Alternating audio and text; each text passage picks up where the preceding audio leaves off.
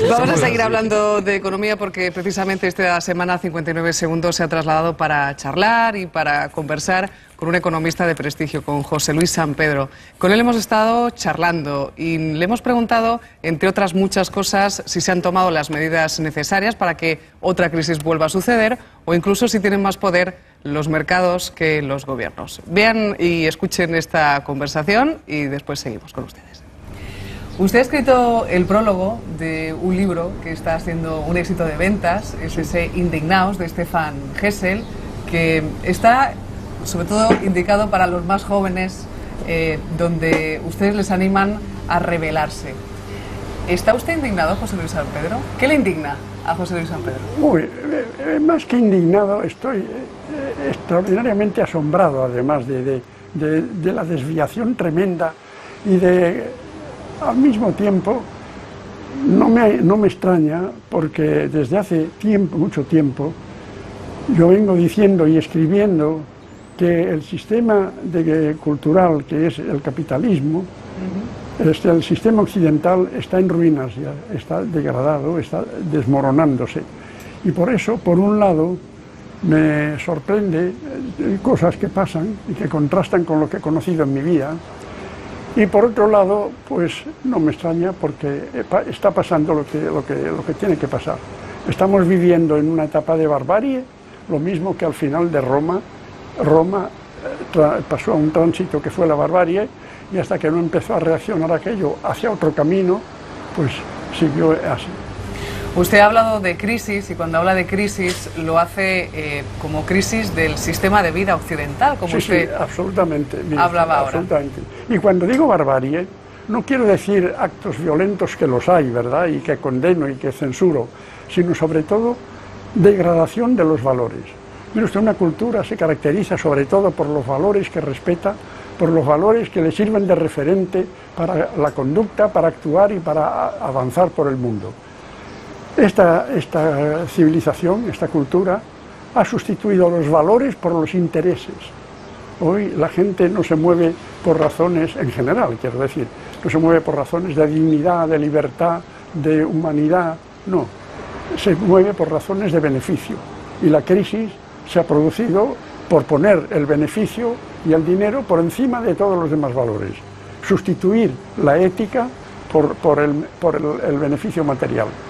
Usted en alguna ocasión, y también ha escrito que Europa, ante esa crisis de valores que usted está apuntando, que Europa está, pero que no es. ¿Qué futuro le ve a nuestro continente, a Europa? Bueno, yo le digo a usted, ¿dónde está la grandeza de Europa anteriormente? La Europa que a partir del siglo XV se dedicó a expansionarse por todo el mundo y a todas partes. Y ahora Europa lleva años, sobre todo después de la Segunda Guerra Mundial, abdicando de sus deberes, contemplando cómo pasa lo de Palestina, por ejemplo, o contemplando cómo se producen problemas como ahora mismo con la inmigración, que la necesita, pero a la que le hace la vida imposible. Europa ha abdicado de sus valores. A Europa se venía buscando la civilización más alta, la cultura más alta, la libertad. No, ya no. No saben qué hacer. Europa no es Europa y ahora el relevo parece que ya lo está tomando China, después de que la parte occidental no esté... Pues no lo sé quién lo tomará, ¿verdad? Desde luego el sistema occidental es ya incapaz de afrontar los problemas y lo que parecía que iba a suceder, que era los Estados Unidos como hegemónicos y directores de todo el mundo, Bush demostró que era completamente incapaz para eso. ¿Está agotado ese sistema? El tema, Estados Unidos ya está en decadencia, lo dicen ellos mismos. El imperio americano ha durado menos de un siglo. Está en decadencia. Usted, estábamos hablando ahora mismo, me hablaba de esa pérdida de valores, que se ha cambiado por esos intereses. Si nos miramos un poquito a nosotros, ¿está en riesgo el estado del bienestar? Mire usted, lo que está en riesgo... Más que en riesgo, el estado de bienestar está en riesgo si prevalece el interés de los más poderosos y de los más fuertes, porque para ellos el estado de bienestar no tiene interés el estado de su propio bienestar, pero no el bienestar de todos, y lo han demostrado siempre que han podido. Mucho se está hablando en los últimos meses del tema de las jubilaciones. ¿Cuándo cree que nos vamos a jubilar? ¿Vamos a cobrar las pensiones de aquí a unos años? ¿Vamos a poderlas cobrar? Sí, yo creo que sí, que las jubilaciones se podrán cobrar, sí. Yo creo que sí, porque no pueden llegar tan lejos, ¿verdad? Pero es que yo creo que el sistema no se resuelve con arreglos de las jubilaciones o con arreglos de los sueldos o con arreglos de... Se exige un cambio de poder, que pase el poder a otras manos, que el dinero no sea el valor supremo. Usted que sigue los informativos, los telediarios, conocerá ese dato, esos casi 5 millones de españoles y españolas que están desempleados. La tasa de paro, si no recuerdo mal, en España es el doble que en Europa. ¿Cómo podemos conseguir crear empleo en nuestro país? Mire usted, pues a fuerza de tratar de plantear de otra manera desde las alturas los planes, de favorecer las producciones que interesen, de que el crédito llegue de verdad a las manos que pueden movilizarse, de que los jóvenes tengan otras oportunidades. No hay otra manera. Los jóvenes... Los empresarios tienen su receta, uno de ellos la dijo: hay que trabajar más y cobrar menos, pero no aplicó esa receta a los altos cargos. Hablaba usted de los jóvenes, ellos son quizás los que sufren más ese paro, hay un 45% de tasa de paro juvenil. Yo no sé si, como algunas voces siempre dicen últimamente, ¿estamos ante una generación perdida realmente? Yo no creo de ningún modo que es una generación perdida. Esta generación, gracias a esa perdición, aprenderá muchísimo y será más difícil colocarle las mentiras que se ha colocado a los que viven bien. Es más fácil engañar a los que viven bien que a los que han tenido que sufrir. De modo que yo espero que esta generación reaccione de otra manera. Y además, en otros países ya está pasando. ¿Qué pasa en el norte de África? Pues que los jóvenes no son generación perdida. A día de hoy, y en todo este proceso de crisis que estamos viviendo, ¿se han tomado las medidas necesarias para que no vuelva a suceder? En absoluto que no. ¿Se ha acabado con los paraísos fiscales? ¿Por qué tiene que haber paraísos fiscales? ¿Es que no está en la mano de los gobiernos acabar con los paraísos fiscales? Claro que está en su mano, pero como los gobiernos dependen de la voluntad de los financieros, que necesitan los paraísos fiscales para sus maniobras, pues naturalmente no se quitan. ¿Es que se ha corregido la manera de funcionar de los bancos? Oye usted, los bancos están ganando dinero como antes a todo tren. Están teniendo los mismos sueldos millonarios por todas partes a todo tren. Y no pasa nada. ¿Tiene más poder el mercado que el gobierno? Los financieros más que los gobiernos, claro. Y no se lo digo a usted ahora, se lo digo a usted. En el año 2002 publiqué un libro que se titula El mercado y la globalización, donde decía que la famosa globalización que nos presentaban como el éxito total, como el triunfo, como el final de la organización de todos, la dichosa globalización, esa globalización era esencialmente lo siguiente: transferir el poder desde los gobiernos a los financieros, a los empresarios. Es decir, transferir el poder desde la política a la economía. Eso es la globalización. Pero eso es muy peligroso. ¿Cómo peligroso? Claro, pues naturalmente poner poder, pues peligroso. La crisis es una manifestación de eso. ¿Y cómo podemos poner resistencia a ese poder establecido? Esta situación lo que exige de cada uno es, primero, que tome conciencia, es lo que pretende Gesell y lo que, bueno, yo me he sumado con mucho gusto a esa campaña. Pero tomar conciencia, y la solución es, a largo plazo, la educación de todos. Pero la educación de todos en otros principios, la educación de todos. Y cuando digo todos, pienso las mujeres, que pueden actuar enormemente sobre sus propios hijos si toman conciencia, pero es que no están preparadas para eso, porque el poder económico no nos prepara para pensar. Se habla mucho de la libertad de expresión, pero es mucho más importante la libertad de pensamiento, porque si yo le concedo a usted libertad de expresión, le dejo que diga lo que quiera, pero si previamente he colonizado su pensamiento, inculcándole ideas que a mí me convienen, no interesa para nada su libertad de expresión. ¿Por qué se sigue votando a esos gobiernos? Y dice usted, ¿qué hay que hacer ahora? Pues naturalmente decir que no. Por lo menos, mientras nos educamos, mientras nos preparamos de otra manera, por de pronto decir no, por de pronto negarnos a lo que quieren que hagamos, por de pronto no celebrar a esta gente.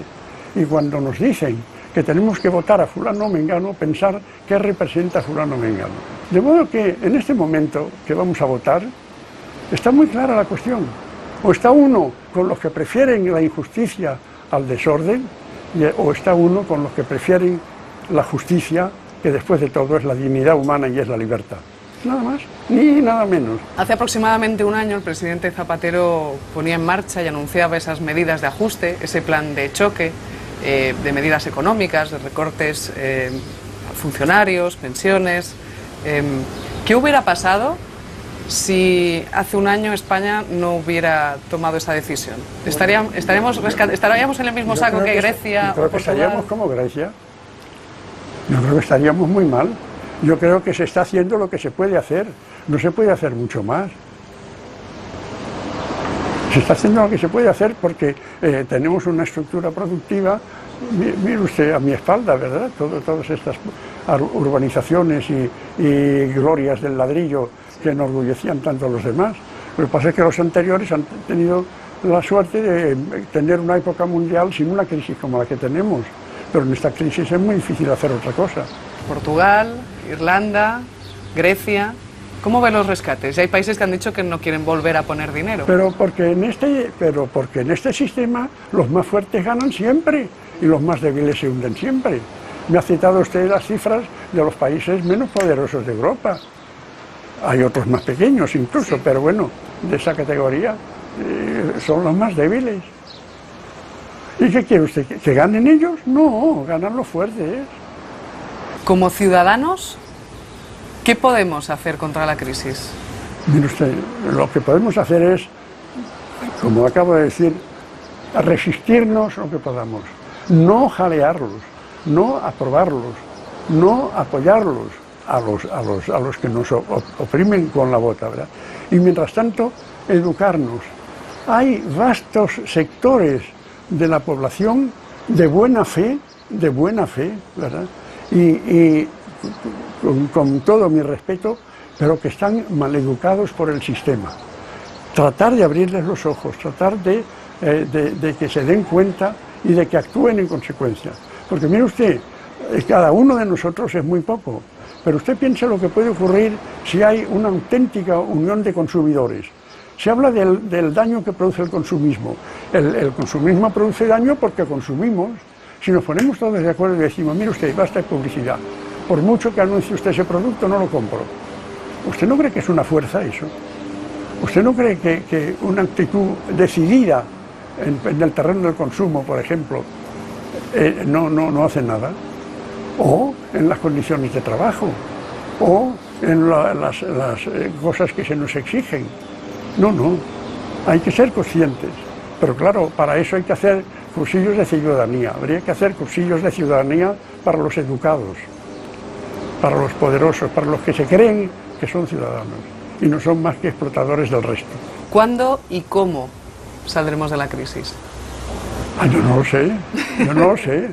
no lo sé, porque depende de muchas cosas. Depende. ¿El cómo? Pues mire usted, evolucionando, cambiando, por ejemplo, cambiando el sistema de poder que tenemos, revolucionando la situación. Esto podrá ser grato, podrá no ser grato, pero eso cambiaba. Hombre, por Dios, pues claro que se puede. Lo que pasa es que si unos tienen miedo de una cosa y otros tienen miedo de otra cosa, pues seguimos como estamos. Está todo muy claro. Podemos estar hablando 3 horas si usted quiere, siempre está todo clarísimo. Está entre la ética y la economía, entre los ricos y los pobres, nada más. Pues José Luis San Pedro, muchísimas gracias por habernos ofrecido este tiempo en su casa, aquí en Málaga. Muchísimas gracias.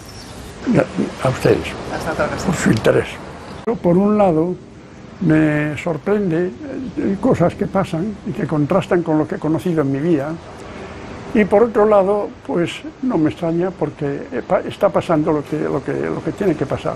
Estamos viviendo en una etapa de barbarie, lo mismo que al final de Roma. Roma pasó a un tránsito que fue la barbarie y hasta que no empezó a reaccionar aquello hacia otro camino, pues siguió así.